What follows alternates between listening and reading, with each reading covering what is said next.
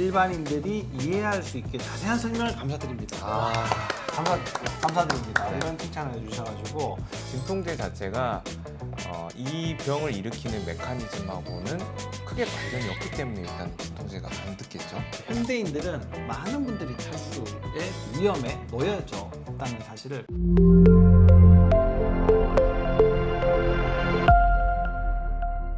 안녕하십니까. 아프지 마쇼의 닥터 준스 김준영입니다. 안녕하십니까. 아프지 마쇼의 닥터 준스 조준호입니다.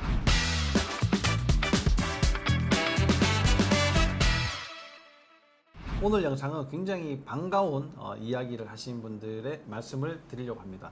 다른 게 이렇게 반가운 게 아니고 네. 이분이 우리가 항상 걱정하시는 것들 많이 해소를 해주셨어요. 네. 어떤 내용이냐면 일반인들이 이해할 수 있게 자세한 설명을 감사드립니다. 감사드립니다. 네. 이런 칭찬을 해주셔가지고 오늘도 이분이 남기신 내용에 대해서 자세하게 설명을 해드리도록 하겠습니다.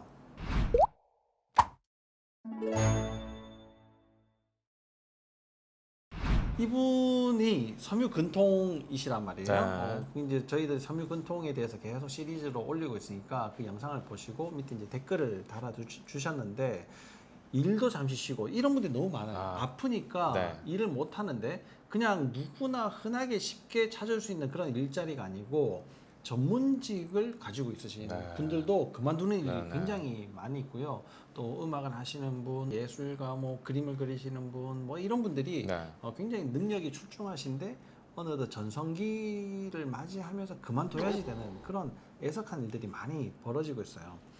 이 잠시 쉬고 운동을 꾸준히 하고 있습니다. 이제 섬유근육통은 그렇죠. 운동이 이제 굉장히 중요하다. 네. 비약물적 치료로서 운동이 가장 이제 첫 번째로 꼽히기 때문에 이분도 다른 건 뭐 없이 그냥 운동을 열심히 하고 있으시네요.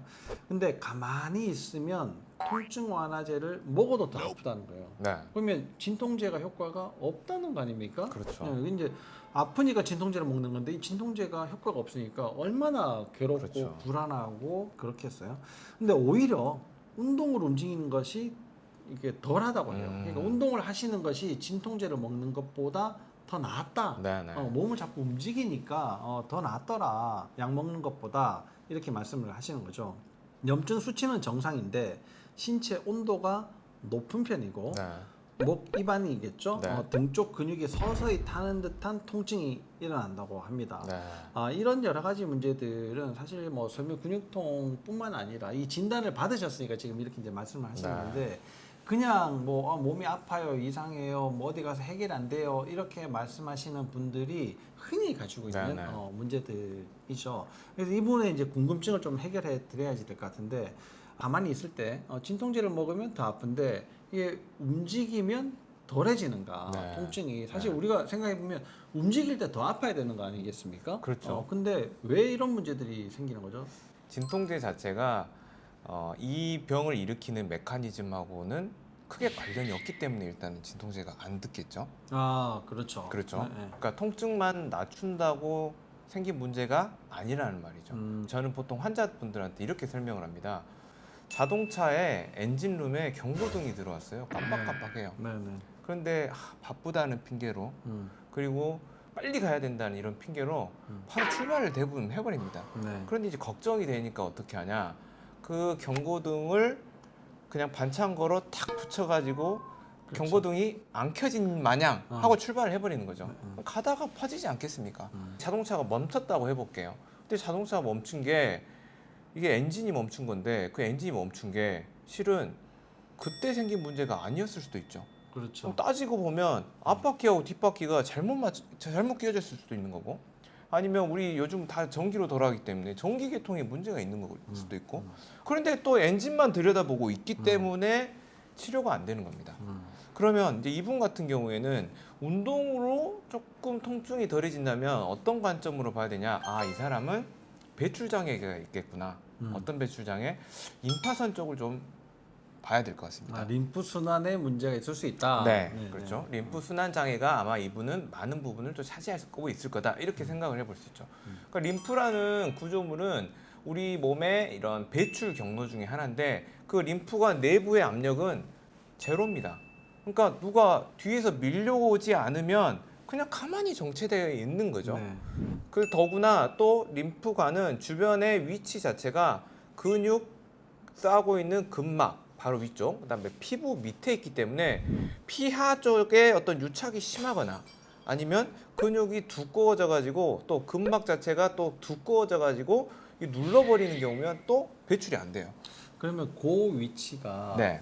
정맥하고도 굉장히 가까운 위치이지 그렇죠. 않습니까? 사실 그렇죠. 뭐 동맥, 정맥, 림프가 이제 거의 뭐 비슷한 주행 그렇죠. 경로로 이제 흘러가긴 하는데 동맥은 두껍고 힘이 있으니까 그렇죠. 뚫고 나간다고 하지만 그렇게 되면 정맥 순환에도 문제가 생기고 그렇죠. 림프 순환에도 문제가 생길 수가 있겠네요. 네네. 그죠? 근데 특히 이제 림프는 더 약한 조직이기 때문에 네. 순환 장애가 생길 수 있죠. 그렇게 되니까 우리 움직이게 되면 어떻게 되죠? 근육이 수축했다가 이완했다가 이렇게 되고 또 근막도 수축했다가 이완했다가 하면서 림프관을 자꾸 순환을 만들어주지 않겠습니까? 그리고 운동을 하게 되면 어떻게 되냐? 몸에 신부 체온이 올라갑니다. 네. 신부 체온이 올라가면 우리 콜라겐 조직들이 눅눅해지거든요. 네. 단단해지고 건조해졌던 그 조직들이 점점 풀리게 되면서 유연하게 되죠. 네. 그렇게 되면서 통증 자체도 내려갈 수 있겠습니다. 근데 이제 또 하나 생각을 해봐야 네. 되겠거든요. 이게 이제 말씀하시는 것들을 종합적으로 한번 생각을 다시 또 해봐야지 되는데요. 네. 통증 완화제를 먹으면 더 아프고 네. 신체 온도가 높은 편이고 네. 근육이나 뭐 목, 입안 쪽이 타는 데 통증이 느낀다. 이게 네. 전부 하나의 원인으로 생겼을 가능성도 매우 네, 높습니다. 네. 그러면 어떤 원인으로 생겼냐? 탈수예요. 네. 탈수. 우리가 보통은 이렇게 이제 생각을 하는데요. 내가 이제 물이 부족해지면 목이 마를 거라고 생각을 해요. 네. 네. 근데 오랜 시간 적응을 해버리면 예를 들면 이런 거죠. 고산지대에 있는 사람은 밑에보다 이게 산소가 70% 정도밖에 안 되는데도 잘 움직이고 다니거든요. 그런 것처럼 문제가 없다. 사막에 있는 선인장도 무리 없이도 너무 잘 살고 있다. 그게 내 몸이 이미 사막화가 되어 있다라는 사실을 꼭 이해를 하셔야 되는데 그러니까 라면 국물을 강물에 버려요. 이게 정화가 되는데 정수가 되는 거죠. 그렇게 되는데 몇 배 정도의 물이 필요할 거라고 생각하십니까? 50배? 50배, 네, 땡입니다. 네. 200배에서 300배 정도의 물이 필요하다고 합니다. 근데 이건 우리가 먹는 음식이지 않습니까? 네, 네. 그죠? 근데 음식은 이게 약에 비해서 굉장히 물이 적게 드는 거예요. 네. 그 음식에 드는 그 물의 한 100배 정도가 약을 정화를 하는데 이제 필요하다고 합니다. 자, 그러면 약이 내 몸에서 물이 필요한 경우가 훨씬 높죠. 네. 그 다음에 인스턴트 식품이에요. 그 다음에 우리가 보통 먹는 이제 영양제 네. 이런 것들이 이제 그 다음 순위고요. 그 다음이 우리가 먹는 음식들이에요. 물론 좋다고 하는 음식들이죠. 음식을 우리가 먹는 행위조차도 내 몸에 물을 말릴 수 있다라는 사실을 반드시 기억을 하셔야 됩니다. 자, 물이 없는데 약을 먹어요. 네. 통증이 더 심해지고 혈압이 조절이 안 되고 당이 더 올라가고 이런 분들은 약이 안 듣는 내 몸이 됐구나 탈수구나 라고 생각을 하셔야 되는데 그거 말고도 여러 가지 원인들이 더 있을 수 있겠지만 이런 것들 때문에 이제 또 탈수랑 관련이 되어 있지 않나 라고 네. 생각을 합니다. 자, 신체 온도가 올라가요. 얼굴 부분이 상체 부분이 열이 떠요. 이런 분들은 혈액이 안 도는 거예요. 혈액이 순환이 되어야 되는데 정체가 되어 있기 때문에 생기는 문제입니다. 아까 말씀하셨듯이 림프 순환이 안 돼요. 그죠? 뭐 네. 그다음에 정맥 순환이 안 돼요. 이렇게 순환이 안 되기 때문에 생기는 증상들이고 타는 듯한 통증이 실제로 타는 게 아니지 않습니까? 그렇죠. 근데 내가 느낌만 이렇게 이제 계속 되는 게 신경의 감각 작용 때문인데 이런 감각 작용조차도 혈액 순환과 굉장히 관련이 많다라는 사실입니다. 물이 없다면은 근육이 마르죠. 이렇게 말라 있는 상태니까 통증이 생기는 거예요. 그렇죠. 내가 진통제를 먹었는데 물이 더 말라요. 통증이 더 생기는 거죠. 근데 내가 움직이니까 고여있던 혈액이 조금씩 돌기 시작해요. 눅눅해지고 통증이 좀 덜해지고 이런 분들이 겪는 흔한 문제들인데 이 문제가 많은 섬유근육통 환자들에게도 똑같이 일어나고 있다. 네. 근데 섬유근육통 환자들은 많이 아프니까 그렇지만 보통 우리가 알고 있는 일반인들도 많이 그렇고요. 현대인들은 많은 분들이 탈수의 위험에 놓여져 있다는 사실을 꼭 기억을 하셔야지 됩니다. 이뇨작용을 많이 하는 커피, 설탕, 밀가루, 과일, 음료수 이런 음식들 이런 것들이 내 몸을 하루하루 조금씩 말라가게 만들고 있다는 사실을 꼭 기억을 하셔야 되고, 탈수는 노화로 가는 지름길이다. 결국 노화라는 게 세포가 말라서 그렇죠. 죽어가는 거죠.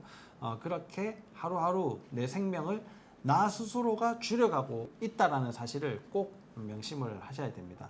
이런 문제들을 해결하기 위해서 몇몇 가지 상황들을 잘 살펴보시고 탈수가 더 진행되지 않도록 여러분들이 각별히 신경 쓰시기를 당부드리면서 오늘의 이 영상은 마치도록 하겠습니다. 다음에 더 좋은 내용으로 여러분들을 찾아뵙도록 하겠습니다.